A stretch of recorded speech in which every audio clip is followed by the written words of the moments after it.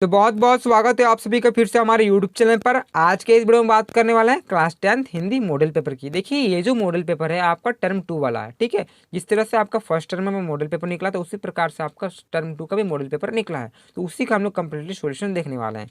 तो देखिए आपका जो ये हिंदी है और इसी का हम लोग देखने वाले हैं। तो आपका जो सामान्य निर्देश देखिए आपका तो 40 अंक का पूछा जाएगा। जिस तरह से टर्म 1 में भी 40 नंबर का पूछा जाता है उसी तरह टर्म 2 का भी 40 नंबर का रहेगा। बाकी वो जो आपका 20 नंबर बचता है वो आपका स्कूल से मिलेगा, ठीक है। और टाइम तो वही रहेगा, 1.5 घंटा का रहेगा। और ये जो आपका मॉडल सेट है वो फर्स्ट है, ठीक है। और जो गेस्ट पेपर हम लोग बात कर रहे हैं ये आपका शर्मा गेस्ट पेपर है, क्लियर। तो चलिए हम लोग बात कर लेते हैं प्रश्न उत्तर की। देखिए आपका जो पहला आपका प्रश्न पूछा जाएगा तो आपका जो उत्तर मिलेगा ना, इस गद्यांश को सबसे पहले पढ़ना है और इस गद्यांश को पढ़ने के बाद आपको 1 से लेकर 3 तक का उत्तर देना है। तो चलिए हम लोग सबसे पहले प्रश्न की बात कर लेते हैं। आपको क्या है कि आप घर में बैठ के इसको पढ़ लीजिएगा, ठीक है।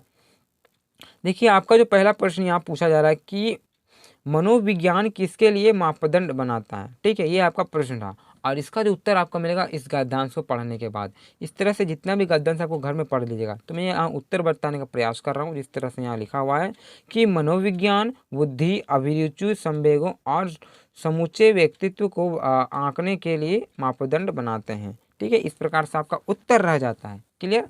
अब दूसरा जो यहाँ प्रश्न पूछा जा रहा है कि बाल मनोवैज्ञानिक क्या करते हैं। जो बाल मनोवैज्ञानिक होते हैं वो क्या करते हैं। बाल मनोवैज्ञानिक बच्चों की भावनाओं, जिज्ञासाओं, अंतर्दृष्टों और दुविधाओं का निरीक्षण और परीक्षण करते हैं। वे बच्चों की व्यवहारिक मनोवैज्ञानिक समस्याओं के निदान के लिए सलाह देते हैं। इस प्रकार से आपका दूसरा उत्तर हो जाता है। देखिए आप क्या कीजिएगा, जब भी आपका जो जितना भी यहाँ गद्यांश है ना पांचों मॉडल पेपर का, उसको आप पढ़िएगा खुद से और उत्तर निकालने का प्रयास कीजिएगा। ऐसे में क्या होगा कि आपका जब मॉडल पेपर जब एग्जाम में दे जाइएगा तो आपका गद्यांश तुरंत से बन जाएगा, ठीक है। तो वहाँ भी दिक्कत नहीं होगा। इसी प्रकार हम लोग तीसरे प्रश्न की बात कर लेते हैं। तो आपका जो प्रश्न पूछा जा रहा है कि इस गद्यांश का शीर्षक क्या है, ठीक है। तो इस शीर्षक क्या है उसको आपको बताना है। तो आपका जिस गद्य का शीर्षक होता है वो होता है मनोवैज्ञानिक का महत्व, ठीक है। ये जो शीर्षक है वो है आपका मनोवैज्ञानिक का महत्व, क्लियर। अब हम लोग बात कर लेते हैं अगला प्रश्न की। तो देखिए आपका जो खंड ख है ये आपका व्याकरण से पूछा जाएगा और व्याकरण से आपका उत्तर रहता है। ये आपका 4 नंबर का प्रश्न रहेगा, ठीक है। तो देखिए चौथा प्रश्न जो आपका पूछा जा रहा है कि रिक्त स्थानों की पूर्ति अवयव पदों से कीजिए, यानी कि जो कुछ अवयव है उनको आपको भरना है, ठीक है। तो देखिए कि आपका जो पहला प्रश्न पूछा जा रहा है कि दिन डैश ढल रहा है। तो दिन कैसे ढल रहा है, इस तरह से आपको कुछ वहाँ भरना है। तो डैश मन यानी कि दिन धीरे धीरे ढल रहा है। अवयव शब्द को आपको कर लेना है क्योंकि यहाँ से प्रश्न बन रहे हैं, ठीक है। और दूसरा जो आपको प्रश्न पूछा जा रहा है यहाँ कि वह डैश नहीं पढ़ता है। तो वह डैश नहीं पढ़ता क्या मतलब, वह बिल्कुल नहीं पढ़ता, यानी कि जिस तरह से आपको वहाँ अच्छा लगेगा ना, ठीक है, सेट वाला वो वाला भरना है। जैसे कि आपका क नंबर क्या पूछा था, दिन डैश ढल रहा है, यानी कि दिन धीरे धीरे ढल रहा है। इस प्रकार से आपका अवयव शब्दों को यहाँ पर भरना है, क्लियर। यहाँ से आपको मिलते हैं 2 दूनी 4 नंबर, ठीक है। अथवा में आपका अवयव का परिभाषा देना है, आप दे लीजिएगा। या तो देखिए अथवा वाला कीजिए या तो फिर एक कीजिए, दोनों में से आपको एक ही करना है क्योंकि आपका जो नंबर मिलेगा आपको एक ही देना है, ठीक है। तो पांचवा प्रश्न की हम लोग बात कर लेते हैं। देखिए आपका जो पांचवा जो प्रश्न पूछा जा रहा है कि दशानन का समास विग्रह कर समास का नाम लिखें। तो जो दशानन है ना इसका आपको सबसे पहले समास विग्रह करना है और विग्रह करने के बाद इस समास का नाम भी बताना है। देखिए 10 आनंद का अगर बात किया जाता है, 10 है आनंद जिसके, अर्थात रावण, यानी कि 10 आनंद, आनंद का मतलब तो सिर। तो दशानन किसको बोलते हैं, हम लोग रावण को बोलते हैं। और 10 है आनंद जिसके, यानी कि 10 जिसका सिर है, यानी कि अर्थात क्या हो गया, रावण जी है, ठीक है। इस प्रकार से आपका ये हो जाता है समास विग्रह। अब हम लोग बात कर सकते हैं ये कौन सा समास है, तो ये आपका हो जाता है बहुब्रीहि समास, क्लियर। ये आपका रह जाता है 5 का उत्तर। देखिए आपका जो व्याकरण में क्या क्या है कि अवयव भी पूछा जाएगा और आपका समास से भी पूछा जा रहा है, ठीक है। ये आप लोग कर लीजिएगा। साथ ही आपका अथवा करके भी दिया हुआ है, चक्रधर का समास विग्रह कर समास का वर्णन कीजिए। इस प्रकार से आप लोग कर लीजिएगा, ठीक है। यहाँ देख लीजिए उत्तर भी दिया हुआ है। अब व्याकरण समाप्त होता है, अब आपका खंडगांव आता है। अब पाठ्य पुस्तक से देख लेते हैं क्या पूछा जाने वाला है। देखिए आपका जो यहाँ प्रश्न पूछा जाता है ये आपका बुक से पूछा जाएगा, ठीक है। और आपका जो यहाँ प्रश्न रहेगा आपका 3-3 नंबर का रहेगा। तो सबसे पहला हम लोग प्रश्न की बात कर लेते हैं। तो यहाँ प्रश्न जो आपको पूछा जा रहा है कि 6ठा नंबर है कि छाया को छूने से कवि का क्या आशय है। ठीक है, वह छाया को छूने से क्यों मना करता है। जो छाया है ना, छाया को छूने से कवि का क्या आशय है और छाया को छूने क्यों मना करता है। देखिए आप लोग अगर बुक को पढ़े हैं तो आपको सब तो पता ही है, लेकिन फिर भी मैं बताने का प्रयास कर रहा हूँ इस बुक से। ठीक है, तो चलिए देख लेते हैं क्या है उत्तर की। यहाँ छाया शब्द अतीत या कोरी कल्पनाओं के लिए प्रयुक्त किया गया है। छाया का मतलब यहाँ पर क्या गया है कि अतीत में, यानी कि जो बात बीत गया है, जो बात हो चुका है, उसी को यहाँ पर बताया गया है छाया का मतलब। ठीक है, कभी इसे छूने के लिए इसलिए मना करता है कि इससे, ठीक है, उससे संपर्क में आकर मनुष्य दुखी रहता है और यथार्थ को भूल जाता है। देखिए कवि जो है छाया को छूने इसलिए मना करता है क्योंकि उसको पुरानी बातों को याद करके, जो अतीत है, जो अभी वर्तमान में हम लोग जी रहे हैं ना, इसमें अभी दुखी होते हैं हम लोग सबसे पहले, और इस दुखी में हम लोग आगे कुछ कर नहीं पाते, पूरी टेंशन ले लेते हैं, इसीलिए कवि छाया को छूने मना करता है, यानी कि अपनी पुरानी बातों को भूल जाइए। ठीक है, यही बोलना, भूलना नहीं है, मतलब इतना बोलेंगे कि हम पहले ऐसा थे वैसा थे, इस तरह करके याद कर करके करके जो अभी वर्तमान जीवन है उसको हम लोग और भी दुखी बनाते जा रहे हैं, इसीलिए कभी उसको मतलब छाया को छूने मना कर रहा है। छाया यानी कि आपका अतीत, बीता हुआ कल जो बीत गया है। ठीक है, बीता हुआ जो बात था उसी को बताया जा रहा है। आपका अथवा करके एक प्रश्न बनता था, क्या पूछा जा रहा है कि हर चंद्रिका में छिपी एक रात कृष्णा है। ठीक है, इस पंक्ति का आशय स्पष्ट कीजिए। तो आप लोग देख लीजिए प्रश्न को। ठीक है, अथवा अथवा बनाइए तो फेक बनाइए, दोनों में से एक ही बनाना आपको। क्लियर। अब हम लोग बात करें 7वां प्रश्न की। देखिए आपका यहाँ प्रश्न में पूछा जा रहा है कि कन्यादान के समय माँ दुख को ठीक है प्रणाली क्यों कहा गया है। तो देखिए जब कन्यादान होता है उस समय जो माँ होते हैं, दुख को प्रमाणिक क्यों कहा गया वो आपको बताना है। क्या है कि कन्यादान के समय माँ के दुख को प्रमाणिक कहा गया है क्योंकि माँ अपना सारा सुख दुख बेटी में को बांटती है। क्या होती एक माँ, क्या होती है सारा अपना सुख दुख अच्छी भली बातें जो भी होती है अपनी बेटी के साथ बैठ के बात करती है। माँ को इस बात का दुख है कि उसके चले जाने के बाद वह बिल्कुल अकेली रह जाएगी, उसकी अंतिम पूंजी भी उसके पास से चली जाएगी। देखिए क्या होता है, सामान्य तौर पर अगर देखिएगा तो एक माँ और एक बेटी घर में अकेले रहती है और वो लोग क्या करते हैं कि अपनी सारी बातें शेयर करती हैं। तो इस तरह से माँ को लगता है कि हमारी जो अंतिम पूंजी है वो भी हमारे साथ चले जाएगी। ठीक है, तो माँ को अपना बेटी अंतिम पूंजी लगती है। इस प्रकार से आपका उत्तर हो जाता है। क्लियर।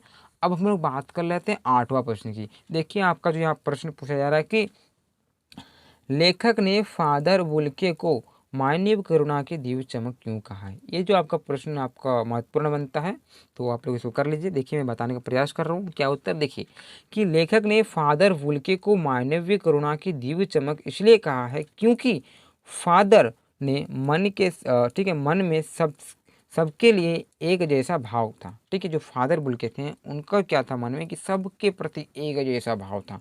वे सबके प्रति वात्सल्य भाव रखते थे। वे सरल और दयालु स्वभाव के व्यक्ति थे। आपको फादर वुल्के के बारे में बताना। देखिए आपको सिंपल से कुछ याद करना ही नहीं है, मैं बता रहा हूँ आपको, सिंपल से सुनना है और वहाँ पर लिखना है। कहानी टाइप का सुन लीजिए, वहाँ अपने शब्दों में वहाँ पर लिखिएगा। ठीक है, तो देखिए क्या है फादर वुल्के कि फादर वुल्के को मानवीय करुणा की दिव्य चमक इसलिए कहा है क्योंकि फादर के मन में सबके प्रति एक जैसा भाव था। यानी कि फादर जो बुल्के थे सबको समान रूप से देखते थे, सबके लिए एक जैसा भाव था। इस तरह से आपको लिखना है। फिर लिखना है कि वे सबके प्रति वात्सल्य भाव रखते थे। ठीक है, वे सरल और दयालु स्वभाव के व्यक्ति थे।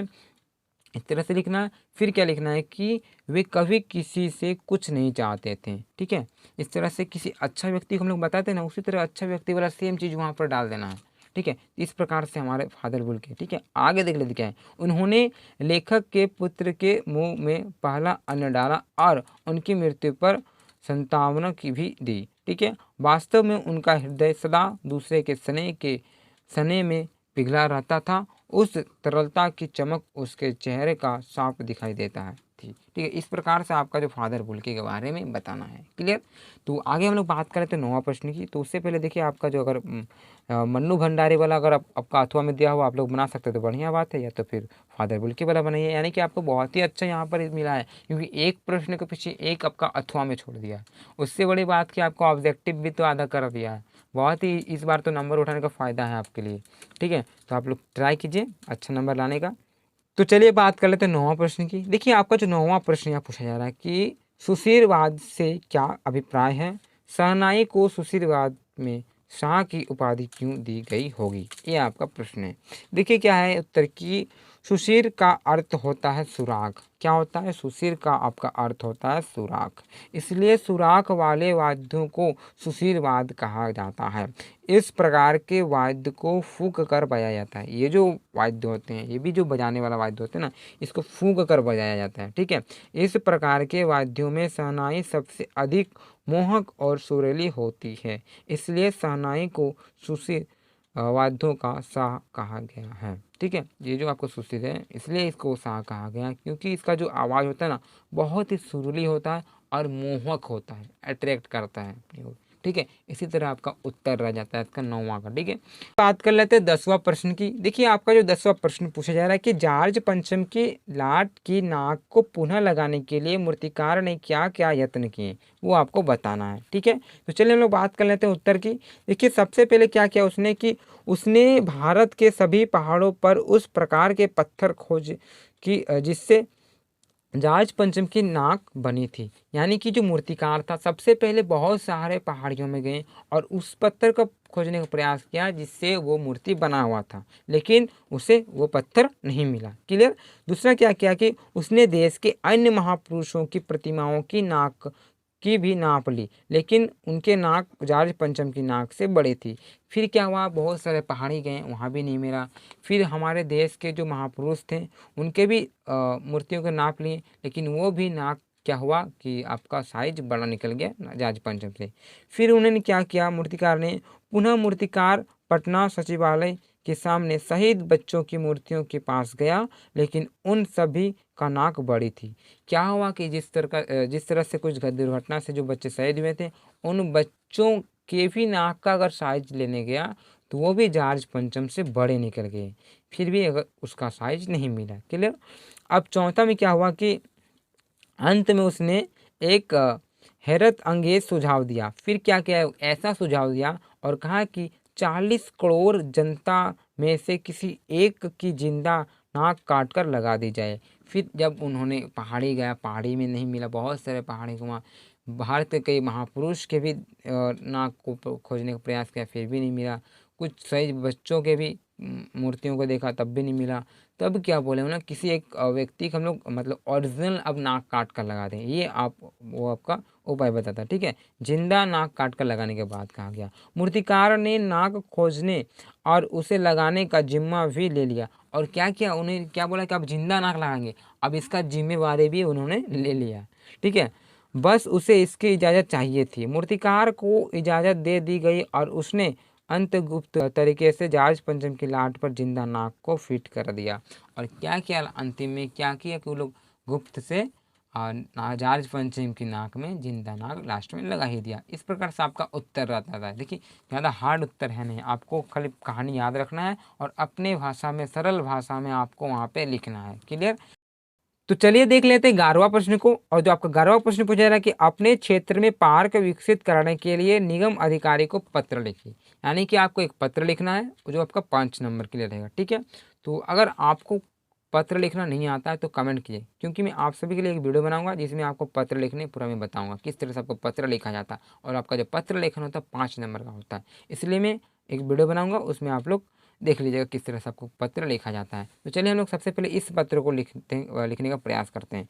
सबसे पहले क्या कीजिएगा, आप लोग पत्र लिखिएगा तो सबसे पहले जिसको भी आप लोग लिखते हैं उसको किस तरह से लिखना है वो आपको ध्यान में रखना है।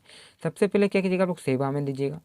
ठीक है, उसके बाद सेवा में देने के बाद उसके नीचे आपको जिसको पत्र लिख रहे हैं उसको लिखेगा। अब पत्र किसको लिख रहे हैं, हम लोग लिख रहे हैं अधिकारी को। किसको लिख रहे हैं, प्रशासनिक अधिकारी को, उसको लिखेगा। उसके नीचे ठीक स्थान दीजिएगा, यानी कि जगह का नाम। और जगह आपका रहता है यहाँ पे जिस तरह से रांची नगर निगम रांची है, उस तरह से अपने हिसाब से वहाँ आप लोग दे लीजिएगा जहाँ का स्थान है। उसके बाद आप लोग विषय दीजिएगा और विषय जो आपका यहाँ पे टॉपिक है उसको आप लोग लिखना है। ठीक है, क्या विषय है हमारा कि विकास कॉलोनी में पार्क विकसित करने से संबंध में। ठीक है, यानी कि आपका कोई अगर जगह है, गांव है, मोहल्ला है, उसका नाम दीजिएगा, वहाँ पे पार्क विकसित करने के संबंध में आपका विषय दीजिएगा। उसके बाद आपको महोदय करके संबोधित करना है। अब महोदय लगाने के बाद आपका जो भी समस्या है वो अपने शब्दों में बताइए। ठीक है, अपने शब्दों में किस तरह से आपको पार्क चाहिए, मतलब पार्क चाहिए, क्या समस्या हो रही, क्या क्या नहीं, उस तरह से आपको बताना है। देखिए यहाँ पे क्या बताया गया है कि महोदय, लगभग 10 वर्ष पहले हमारी कॉलोनी के बीच में पार्क के लिए पर्याप्त जमीन उपलब्ध किया गया था, परंतु निगम द्वारा अनदेखी के कारण अभी तक पार्क विकसित करने का कार्य शुरू नहीं हो पाया है। जमीन बिल्कुल उबड़-खाबड़ हो गई है तथा वहाँ कूड़े के ढेर लग गए हैं। यानी कि जिस प्रकार से वहाँ की समस्या बता रहे हैं उस तरह से अपना स्थान का समस्या बताइए। क्या आपका दूसरा, देखिए ये नहीं कि यही प्रश्न पूछा जाएगा, पत्र लिखने का बहुत सारा आपका मतलब विषय रहेगा, उस पर आपको लिखना है। तो सबसे पहले आपको ये जो चीज़ है ना, सेवा में और किसको लिख रहे हैं उसको, उसके बाद आपका स्थान, उसके बाद आपका विषय, महोदय से स्टार्ट करने के बाद बीच में आपका जो होता है आप अपने हिसाब से लिखिएगा। यानी कि आपका जो समस्या है आप किसी को किस तरह से बता रहे हैं उतना तक बताना है। फिर यहाँ पर आप लोग लिखने का प्रयास कीजिएगा कि अतः श्रीमान से आग्रह है कि विनम्र अनुरोध है कि आप हमारे बात को यानी कि हमारी समस्या का समाधान करें, इस तरह से लिख सकते हैं। ठीक है, और हमारी समस्या के समाधान के लिए उचित कदम उठाएं। जिस तरह से आपका सूटेबल वर्ड होता है वो आपको लगा सकते हैं। यहाँ पे लगाने के बाद आप क्या कीजिएगा, यहाँ पे भवदीय लिख दीजिएगा। भवदीय देने के बाद अपना नाम दीजिएगा। ठीक है, डायरेक्ट अपना नाम लिख दीजिएगा। उसके बाद अपना स्थान दे दीजिएगा। साथ ही आप जो यहाँ पे जो डेट दिया आप दे सकते हैं।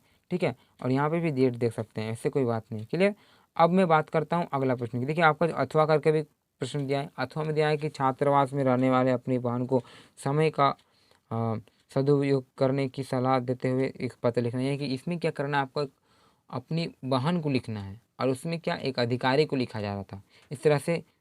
तो अधिकारी को किस तरह लिखना है और अपना मतलब किसी को घर के व्यक्ति को किस तरह लिखना है वो अलग अलग होता है। तो अधिकारी को आप इस तरह से लिखिएगा, किसी को अधिकारी को लिखना है तो आप लोग इस तरह से लिखिएगा। ठीक है, और किसी घर व्यक्ति दोस्त फ्रेंड वगैरह को लिखना है तो आपको वो इस तरह से लिखना होता है। ठीक है, तो देखिए उसको तो हम लोग बता दें किस तरह लिखना होता है, लेकिन अब किसी को लिखना है घर आदमी को तो किस तरह लिखिएगा। सबसे पहले यहाँ पे लिखे प्रिय छोटी, यानी कि अपने बहन को लिख रहे हैं इसीलिए प्रिय छोटी, या तो फिर किसी दोस्त को लिख रहे हैं तो प्रिय राम हो तो राम, मोहन है तो मोहन, उस पर से लिख से। फिर आपको सुभाषिस, या तो फिर जिस तरह से आपको लिखने का रहेगा उस तरह से लिखिएगा। छोटा है तो छोटा के जैसा बोलिए, बड़ा है तो बड़ा के जैसा। और उससे पहले क्या कीजिएगा, इस साइड में आपका स्थान दे दीजिएगा और डेट दे दीजिएगा। ठीक है, वो आपको अच्छा रहेगा। उसके बाद आप स्टार्टिंग कहीं से कीजिए, अपने अच्छे के बारे में बताइए, वहाँ किस तरह से आपको बीच में बात करना है बात के बारे में बताइए, और यहाँ से आप लोग लिख सकते हैं। फिर आप लोग क्या कीजिएगा, लास्ट में यहाँ पर तुम्हारा लिख दीजिएगा, क्योंकि आप किसी को तो रिस्पेक्ट दे नहीं रहे, क्योंकि तुम्हारा आपसे छोटा है इसलिए आपको छोटा जैसे व्यवहार कराना है। और अपना नाम लिख दीजिएगा यहाँ पे बस। ठीक है, शुभकामनाओं के साथ इस तरह से आपको अच्छा बात, मतलब जिस तरह से सामान्य तौर पर घर में किसी तरह बात करते हैं उसी तरह से लिखना है। ठीक है, इसमें कोई बात नहीं कि आप यहाँ पर अच्छे वर्ड कवर करें या तो फिर आप रिस्पेक्ट नहीं दे रहे हैं, ऐसा कोई बात नहीं है। आपको जो पत्र लेखन ये जो अधिकारी वाला होता है इसको अच्छा से अच्छा लिखने का प्रयास कीजिए। बाकी बात ये जो है आपको अपना सामान्य तौर पर आप लोग लिख सकते हैं। क्लियर। तो चलिए अगला लेते हैं आपको 12वां प्रश्न की। तो आपका जो 12वां प्रश्न पूछा जा रहा है ये भी आपका 5 अंक का रहेगा। पूछा जा रहा है कि दिए गए संकेत बिंदु के आधार पर निम्नलिखित में से किसी एक विषय पर निबंध लिखिए। देखिए आपका पत्र लेखन तो 5 नंबर का रहेगा, साथ ही साथ आपका जो निबंध लेखन है ये भी 5 नंबर का रहेगा। आपको वहाँ पर टॉपिक दिया हुआ रहेगा, उस टॉपिक पर आपको निबंध लिखना है। और ये जो टॉपिक दिया रहेगा ना बहुत ही बड़ा टाइप का आपको निबंध लिखना है, यानी कि 1-1.5 पेज का लिखना है। ठीक है, तो 5 नंबर का रहेगा तो लिखने का प्रयास कीजिएगा। तो निबंध भी लिखिएगा तो आप लोग सबसे पहले क्या कीजिएगा, निबंध लिखने से पहले किसी भी टॉपिक को दिया जाएगा। जिस तरह से टॉपिक दिया है आपका कोविड से सुरक्षा, ये आपका टॉपिक है, इस पर आपको निबंध लिखना है। कोविड से सुरक्षा या तो फिर आपका एक दिया है सरहुल, दोनों में लिखना है। तो देखिए क्या है कि जब भी कोई आप लोग टॉपिक भी उठाते हैं तो उससे पहले क्या कीजिएगा उसके बारे में थोड़ा लिखिएगा। ठीक है, तो जिस तरह से यहाँ संकेत बिंदु है ना दिया हुआ, तो यहाँ पे लिखिएगा कोविड क्या है। ठीक है, कोविड से सुरक्षा तो यहाँ पर बात कहा गया, लेकिन सबसे पहले हम लोग जानेंगे ना कोविड क्या है। तो सबसे पहले उस चीज़ को बताया, किसी चीज़ को अगर आप लिखते हैं तो उसके बारे में हल्का लिखिए, उसके बीच में भी थोड़ा लिखिए, उस तरह का पॉइंट बना बना के लिखिएगा। तो सबसे पहले हम लोग जानने का प्रयास करेंगे कोविड क्या है, उसके बाद पॉइंट बना के लिखिएगा सुरक्षा से उपाय। ठीक है। लापरवाही का नतीजा और निष्कर्ष, इस तरह से आपका ये रहता है। तो कोविड का स्टार्टिंग कैसे हुआ, सुरक्षा के बारे में थोड़ा बताना है। इस तरह से आप लोग पढ़ लीजिएगा क्योंकि थोड़ा बड़ा है और समझने का प्रयास कीजिए, ठीक है। तो धीरे धीरे मैं बता दे रहा हूँ, आप वीडियो को रोक के भी लिख सकते हैं। आपको फिर निष्कर्ष ही बताना बाद में क्या है। इस प्रकार से आपका निबंध रहता है, ठीक है। तो निबंध लिखने का प्रयास कीजिए। ये भी आपका 5 नंबर का रहता है और आपका एक लेटर आता है वो भी आपको 5 नंबर का, यानी कि 10 नंबर का इधर रखा हुआ है। क्लियर। तो चलिए बात कर लेता हूँ अगले प्रश्न की। तो आपको जो 13वां नंबर प्रश्न लास्ट पूछा जाएगा, ये भी आपका 5 नंबर का रहेगा और आपको एक प्रचार करना है, यानी कि आपका एक विज्ञापन बनाना है। देखिए यहाँ पर आपको किसी भी प्रकार का विज्ञापन दिया हुआ रहेगा, आपको वहाँ बनाना है और आपका 5 नंबर का रहेगा कि अंतिम में 5 5 5 3 प्रश्न, एक तो आपका निबंध रहेगा, एक आपका लेटर रहेगा, आपका एक विज्ञापन रहेगा। तीनों का आप लोग कर लीजिएगा, ठीक है, क्योंकि 15 नंबर आपका इधर हो जाता है। तो देखिए विज्ञापन सबसे पहले किस तरह से लिखेगा वो आपको जानना जरूरी है। तो सबसे पहले यहाँ पर प्रश्न की बात कर लेते, क्या पूछा जा रहा है कि यहाँ तो थोड़ा मुझे दिखाई नहीं दे रहा है, तो चलिए पेय सामग्री बनाने वाली कंपनी की और एक लगभग 50 शब्दों में विज्ञापन लिखना है। एक आपको कोई कंपनी है पेय सामग्री वाला और उस पर आपको एक प्रचार करना है, यानी कि उसका एक विज्ञापन लिखना है। तो किसी भी प्रकार का आपका दुकान वगैरह का देता है तो सबसे पहले हेडिंग दीजिएगा वहाँ पर, यानी कि स्वाद, इससे से अट्रैक्ट वर्ड लिखिएगा ना, ऐसा ऐसा डायलॉग लिखिएगा ना कि लगे कि हाँ प्रचार कर रहे हैं। जैसे कि लिखिएगा, सबसे पहले आप घेरा दे दीजिएगा, ठीक है। घेरा देने के बाद क्या प्रयास कीजिएगा कि अच्छा अच्छा शब्द को चयन कीजिए। जैसे कि यहाँ पर क्या किया गया है कि स्वाद भी और सेहत भी, इस तरह से अच्छे देखें बिस्किट पैकेट में कितना अच्छा अच्छा लिखा हुआ रहता है, प्रचार करता है तो कितना अच्छा अच्छा बोलता है, उस तरह से आपको भी लिखना है। यानी कि यहाँ पर किस तरह लिखा गया, स्वाद भी और सेहत भी, इस प्रकार का, इस प्रकार से आपका शब्दों का चयन करना है। साथ ही क्या लिखेगा यहाँ पे, प्रोबिटा स्वास्थ्यवर्धक पेय, ठीक है। आपका वो जो पेय पदार्थ है उसका कोई आपका कंपनी रहेगा, उस कंपनी के नाम लिखना है, तो उसका आप नाम लिख दीजिएगा। उसके बाद क्या कीजिएगा, उसके बारे में थोड़ा लिख दीजिएगा। जैसे कि जैसे हॉर्लिक्स में लिखेगा हॉर्लिक्स में ये है, हॉर्लिक्स में वो है, उसी प्रकार यहाँ भी लिखना है कि प्रोटीन, विटामिन और आवश्यक मिनरल से भरपूर। इस तरह से आपको अट्रैक्ट वर्ड शब्दों का चयन करके लिखना है, ठीक है। फिर क्या लिखना है कि कमजोरी को दूर भागा कर दिन भर आपको ऊर्जावान बनाता है, स्वाद ऐसा जो सबको भावे। इस तरह से आपको चयनित करके वर्ड को प्रयोग करना है, ठीक है। अच्छे अच्छे अपना सोच के भी आप लिख सकते हैं जिस तरह से आपको लगता है। यानी कि आप लोग जब भी लिखिएगा ना तो सबसे पहले आपको घेरा दे दीजिएगा, ठीक है। वहाँ पे आपका पेंसिल वगैरह से घेरा करके अच्छा से सुंदर से पहले उसको बना लीजिएगा पैक करके, और अच्छा अच्छा शब्द को चयन कीजिए। और अगर नहीं कर पाते तो सबसे पहले क्या कीजिएगा, आप लोग जो आपका जो टॉपिक रहेगा उसको ध्यान से पढ़िए और वहाँ पे जो आपका जो प्रोडक्ट का नाम रहेगा उसको दीजिएगा आराम से। यहाँ भी दे सकते हैं और कुछ ऐसे ऐसे शब्दों का चयन करें जिसको आप आकर्षित कर सके, उस तरह करके आपको बताना है, जैसे कि आपको प्रचार करना है। जैसे कि यहाँ पेय पदार्थ के बारे में दिया हुआ, कहीं आपका साबुन के बारे में दिया रहेगा, कहीं आपका कोलगेट के बारे में दिया रहेगा, इस तरह से बहुत सारे चीज़ों के बारे में दिया रहेगा, कहीं आपका जड़ी बूटी के बारे में दिया रहेगा। तो इस तरह से जिस तरह का टॉपिक रहेगा उसी तरह से आपको शब्दों का चयन करना है और लिखने का प्रयास कीजिएगा। इतने नहीं, किस तरह से भी प्रचार करते हैं गाँव मोहल्ले में, या तो फिर किसी एक पेप्सोडेंट का प्रचार होता है, कोई पेन का प्रचार होता है, कोई शैम्पू का प्रचार होता है, उसी तरह से कितना अच्छा अच्छा बातें बोले जाते हैं, ठीक है। नहीं, घड़ी का प्रचार होता है, मुझ में पहले इस्तेमाल करें फिर विश्वास करें, इस प्रकार से बहुत सारे विज्ञापन होता है, उसको लिखना होता है, ठीक है। तो आपका तो एक ही विज्ञापन आपका रहेगा, तो प्रयास कीजिएगा अच्छा से पाँचों मॉडल पेपर का जो सारा विज्ञापन है उसको क्लियर करने का। तो देखिए आपका जो मॉडल पेपर है आपका रहता है हिंदी का, वो समाप्त होता है। साथ ही मैंने आपका सोशल साइंस का भी वीडियो बना रखा है, अगर नहीं देखा तो आप चैनल में देख सकते हैं। तो तब तक के लिए धन्यवाद, नेक्स्ट वीडियो मिलते हैं। जय हिंद, जय भारत।